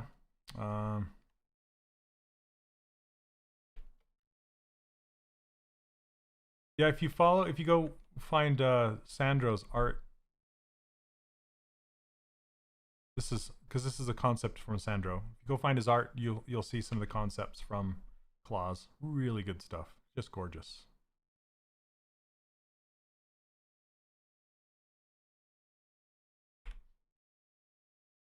Thanks, Diana.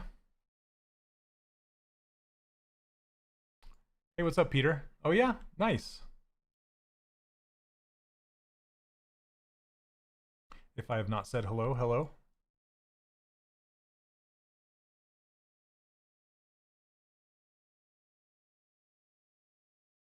Shrinking this glove into here so we don't see any collision.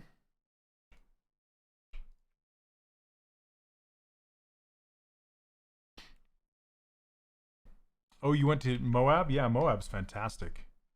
I mean, a large portion of the country's national parks are in Utah. Like Arches, Bryce Canyon, Zion's,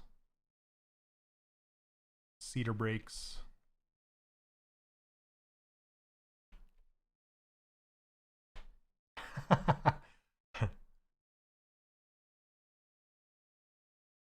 Okay, it looks like he's like holding on to his scabbard while he's pulling this sword out. So I didn't build a scabbard for him. I will need to build one and kind of hook it to his belt. But for now, I'm just going to fake it.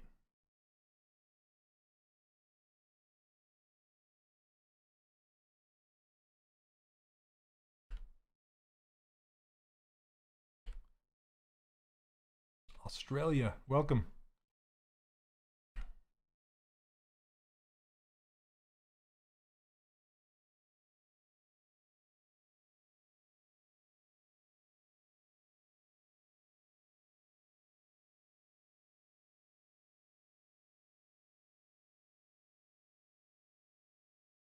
Oh yeah, Grand Staircase. That is one park I've not seen yet here in Utah. I've seen the rest, not that one.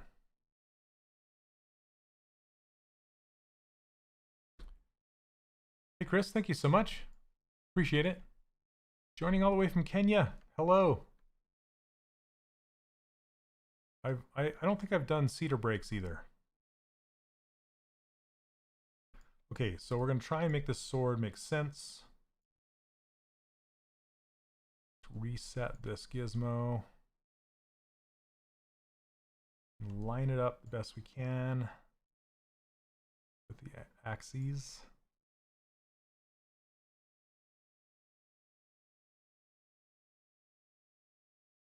And you just do that by holding Alt. You can just move the gizmo around, put it in the hilt.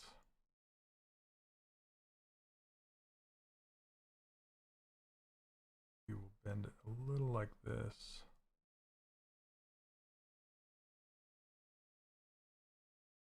Okay, now that scabbard is going to have to be as long as this sword back out this way.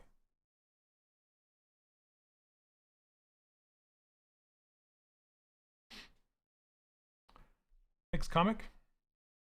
I live near DC. Oh, nice. I've always wanted to visit that place. Someday. I would love to take my kids there.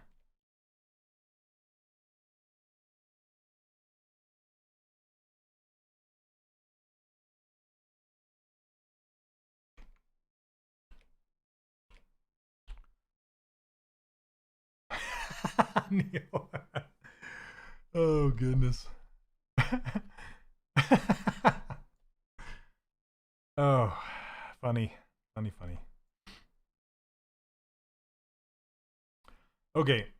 The reason that's funny is because I got to explain it to people who don't understand. That's what we call when you're this place between when you first start your model and when it starts getting good. The in between is called the Valley of the Suck, and that was deemed by Ryan Kingsland. So, yeah, pretty funny. All right, I forgot to. I gotta stretch ZBrush. So with this new interface thing I have, there we go. So you can see my brushes across the bottom. People are wondering what brush I'm using. Yeah, Valley of the Suck.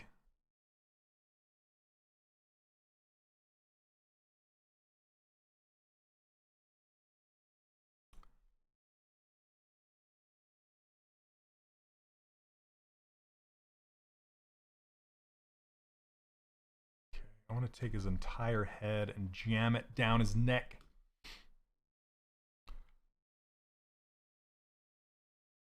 This is gonna look funny for a minute. Oh, come on, Lasso. Where are you?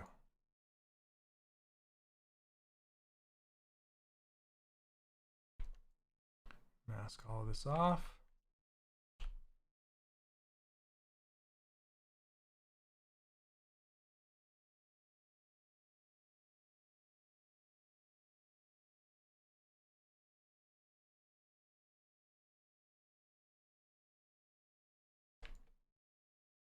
No. It's being warped a little bit, so it's a bit tricky to hit. There we go. Okay. That's better. Gotta bend his neck into place. I like it over here a little more. Okay. Yep, we've all been there. Every model that well, sometimes you hit the jackpot. It's like a hole-in-one in golf, right? But most of the time, it's Valley of the Suck time. And it's got to go through it. It's going to look like crap before it doesn't.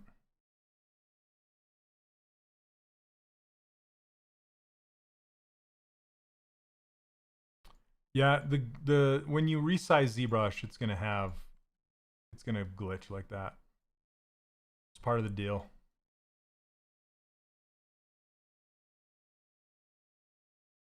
Okay. There we go. I'm liking that. I could probably pull his head back more and his neck forward more. All right. Bear with me.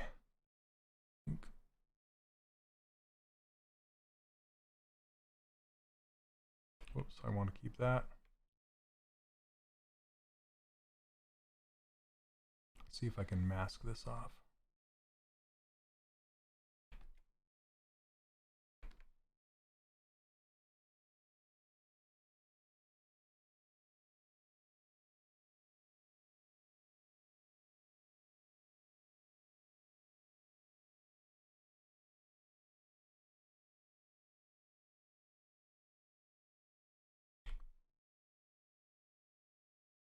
There we go. Still want to jam it, his head down a little bit more. There we go. Doesn't look the best from this direction.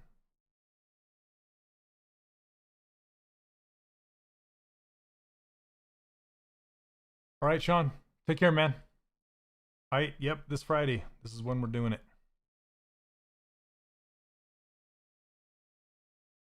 I want to tilt that just a bit more. Yeah. All right.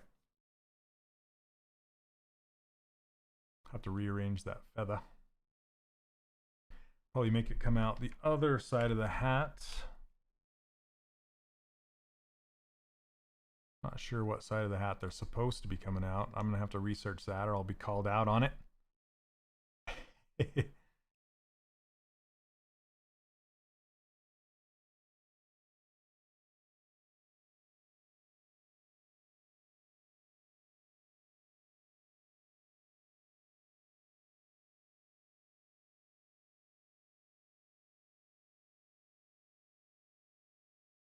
Come on, screen. Work with me.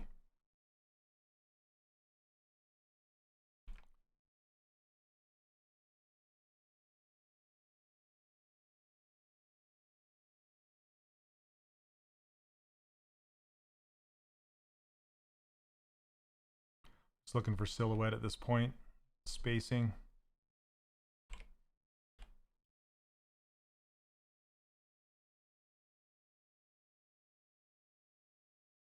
How do you deal with going through the valley of the suck? Well, two things. Just keep pushing. Just keep swimming. Just keep moving forward. Get other eyes on it. That's what art directors are for, if you have one. And then experience. So experience will help with that a lot. You'll never fully clear it, but experience will help you kind of realize what's wrong so you know what to fix. Yep, this Friday.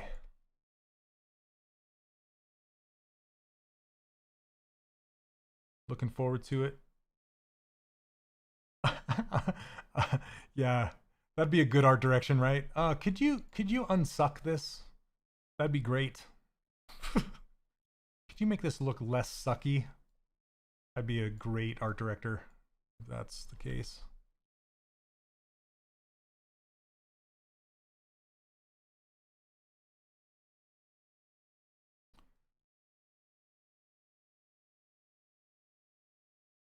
Age it up. Another one is I'll know it when I see it. Oh, that one gets me every time. It's not there yet. I'll know it when I see it. Okay. Thanks for the help.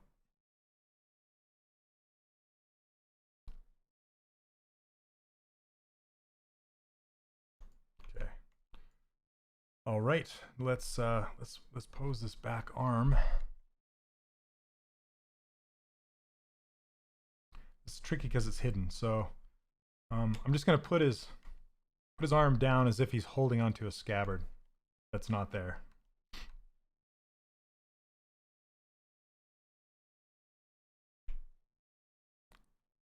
Listen to a little Pet Shop Boys now. It's been a while. My little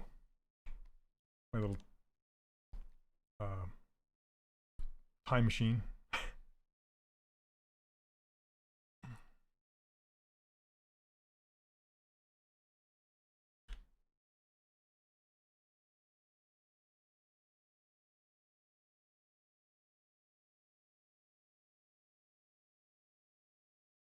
Western Boys, or Western Town, whatever it's called.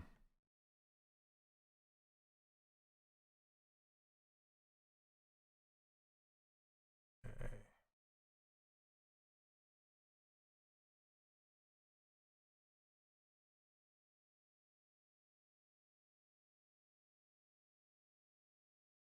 Yeah. West End goes.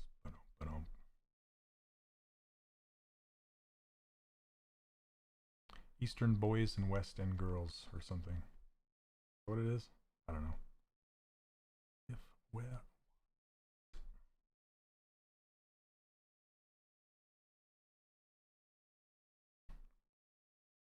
Yeah.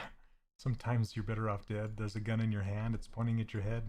You think you're mad? Too unstable? Kicking in chairs and knocking down tables in a restaurant. I know this song too well, I think.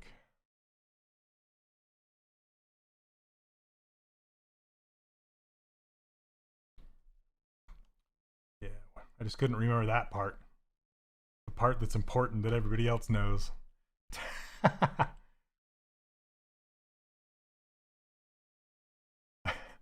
So, how's it going, man?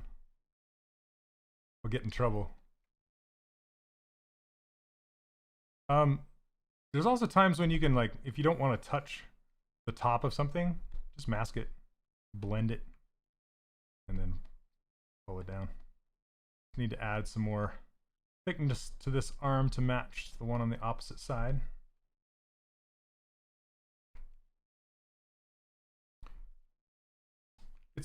It's really difficult for me not to sing sometimes.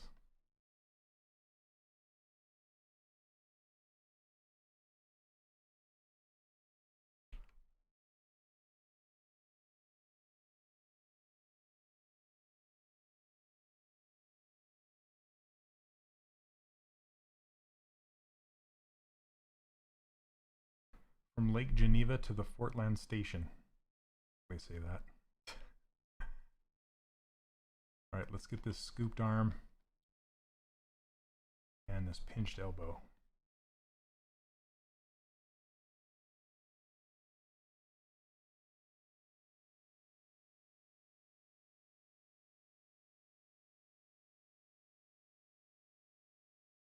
What's on that playlist?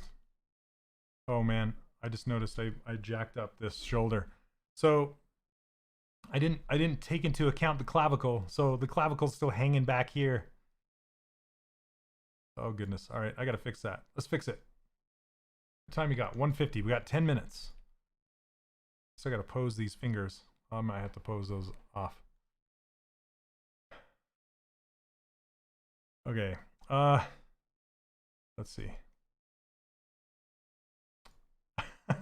Awesome singing voice. I don't know if I have an awesome singing voice. I don't have very good range. It's all baritone, whatever you want to call it. Low.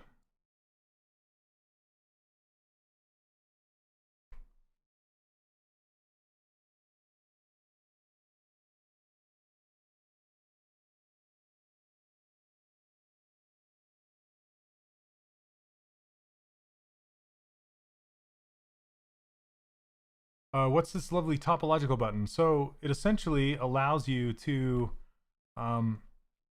move whichever polygroup you select first. Actually, object you select first, not polygroup, object. If you want to do it by polygroup, that's what this mask by polygroups is. You just rack that up to 100 and you can do it by polygroup. But topological allows you to just move one. So if I have it, and you can do it for any brush. That's why I have it out here, because you've probably seen the move topological brush, and that's topological just on the move brush. But I use it all the time on everything. So I decided to bring it on out and just allow it to be accessible for every single brush. So it's just like a toggle. On the radio. You guys know that song? Music. Okay. So see, this topological's on. I grab the shoulder, I can only move the shoulder, not the tunic. So I want to turn that off because I want to move this whole section forward. And yes, it's shortening the upper arm, but it's bringing that clavicle forward that I completely ignored.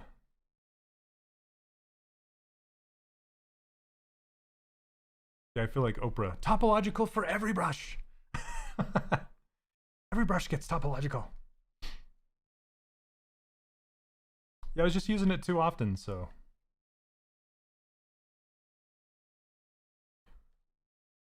Kind of getting a little bit of pinching in here. We can just relax that out. It'll even work on your smooth brush. So say I want to smooth this upper arm and I don't want to smooth the tunic. You just hold down shift because that's your smooth brush, and then just hit topological. Now it will only shift, it will only smooth the arm, see?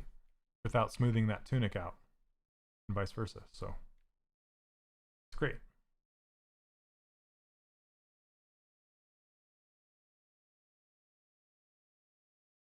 Okay, let's fix that elbow. 37, absolutely, absolutely. I mean, you might have to just accelerate your learning a bit, but the thing is, it's all about portfolio. So if your portfolio is good, there's no reason why, you know, they wouldn't hire you over somebody much younger. There's no reason. There's a lot of people your age in the industry too.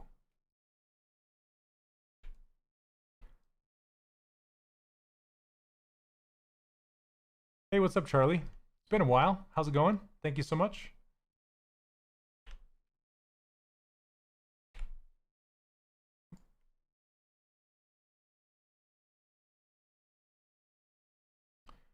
Yep, the best time to start is now.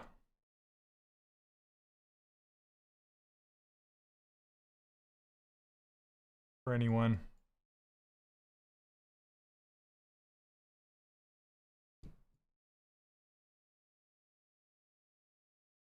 Get that clipping fixed. And his neck got kind of jacked up. I want to say horked again. Horked.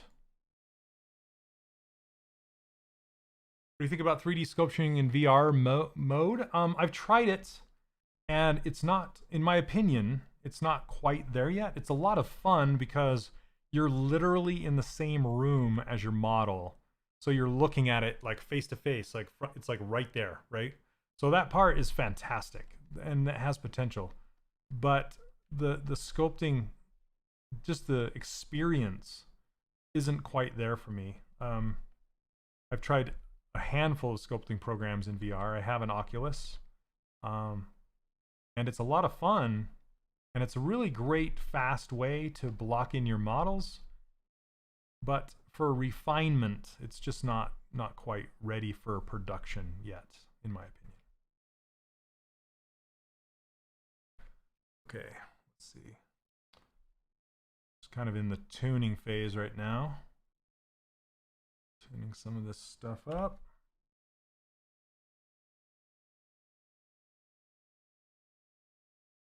And you can use Move Elastic, is really nice for larger moves, and Snake Hook Brush. Don't ever disregard the Snake Hook Brush. All right, we got Like 4 minutes. Let's hurry and pose his hand. See if we can do it.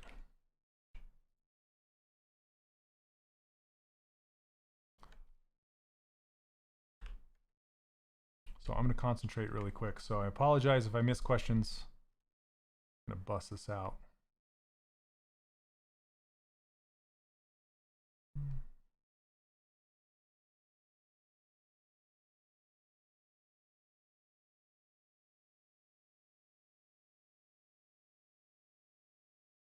Yep, you're welcome. It feels a lot like sculpting with shaving cream in my experience. It even makes a shaving cream sound as far as like the one of the ones I used. It's like, what is this?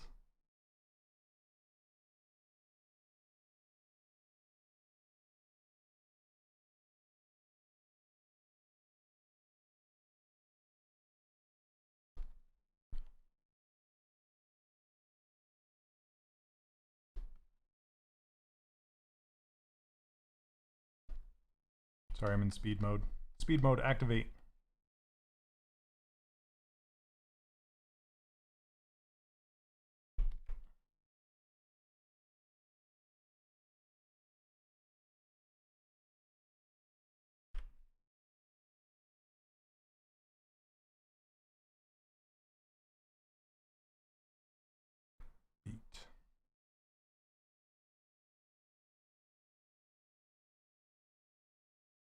So sometimes I will disregard the connection between the arm and the hand because the pose of whatever you're doing with that hand is what much more important, and then I'll align the arm to it later after the fact.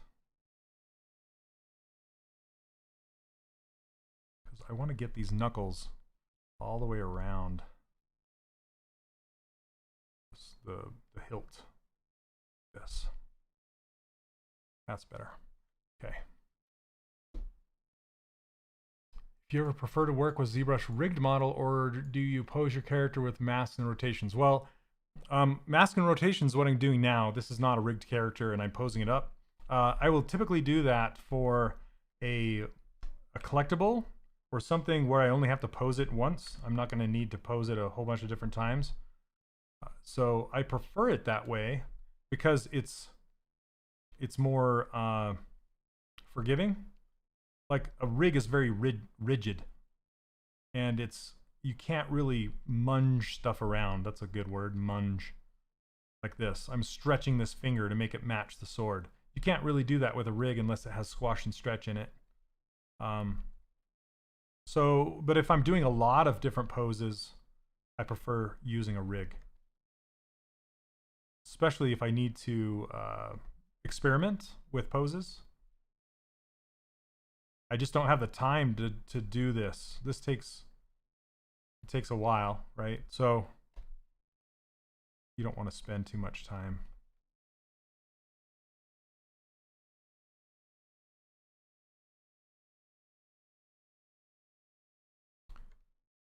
Thanks, Gecko. Appreciate it. Okay. I want to leave that pinky out because it's like, doink. But no, I mustn't. All right, it's 2 o'clock. We're going to run over time a little bit. That's okay. Let's get this done.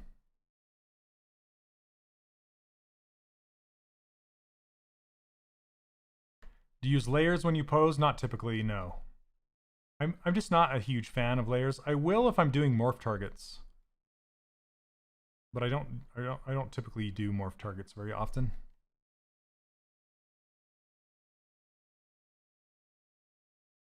Okay, let's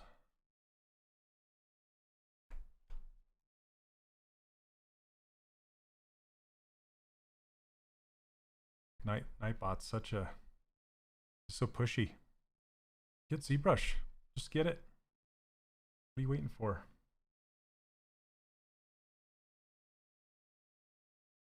And to mask down an appendage like this, you just hold down Control and just drag down the appendage and it masks it off. If you're wondering. Not that much.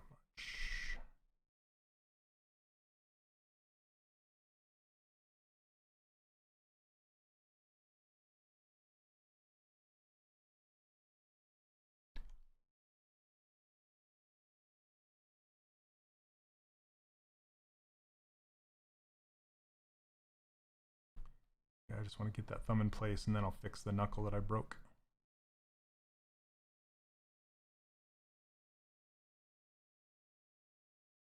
I'm paying more attention to this, the thumb tip. Get rid of that sword now.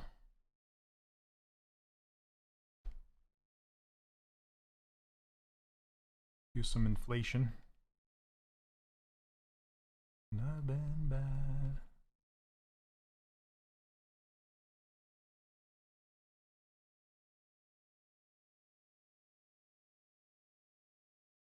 Closing up those fingers on the interior there. Replacing the volume that we lost from bending the fingers. I think I even confused your name at first. I beg your pardon. Copied it wrong here. No worries. It's usually Sean. People call me Sean, Shane, whatever. Which of the spheres did you work on specifically on your model until the end? The polysphere, Dynamesh, so that's a very long and complex answer to that. So what I recommend you do, this is the third session. So this is 6 hours of work. If you go back 2 sessions, you can watch me create this character from start to finish, and it will answer hopefully all of those questions. If you want, you can just find me on YouTube. If you search for Pixologic Shane Olson, you can find me there, and you can find all of my past streams, including the last 2. And this one you can watch on Twitter sooner than you can watch it on YouTube, and then they'll push it over to YouTube eventually. So yeah, that would take quite a bit of explanation. So I apologize for not answering it, but you can still get your answer that way.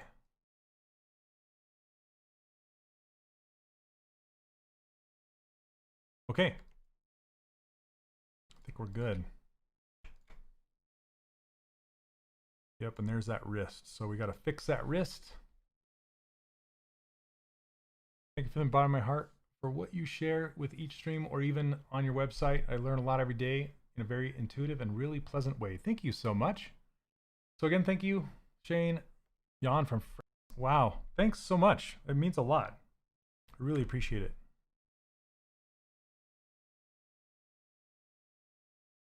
And you are most welcome. Okay, let's see. What? And we're just gonna tune this wrist and bend it right back into the sleeve. See, it's much easier to kind of work backwards that way than it is just trying to force your fingers to work.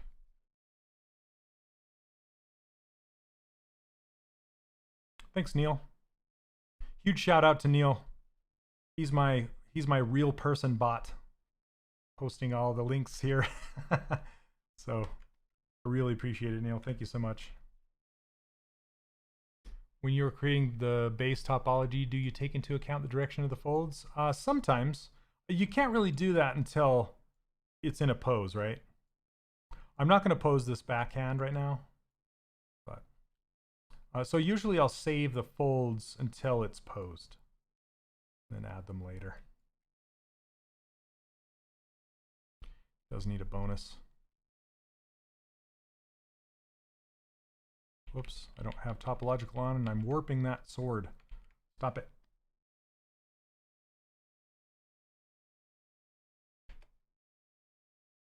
Oh, thought my topological was on my smooth. It was not. Okay, there we go.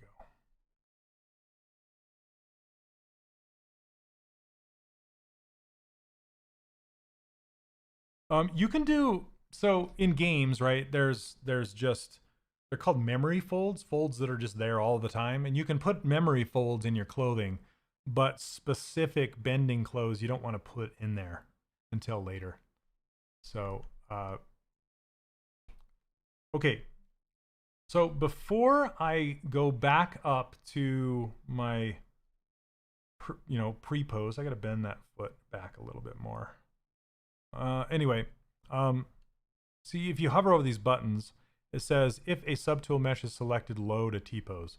Or if a T-pose mesh is selected, which this is, press this button to save to disk. Okay, so I'm gonna click that and save my T-pose mesh in case I need it later. This is just a safety precaution, okay? I'm gonna save it into Twitch. Z-tools, save it.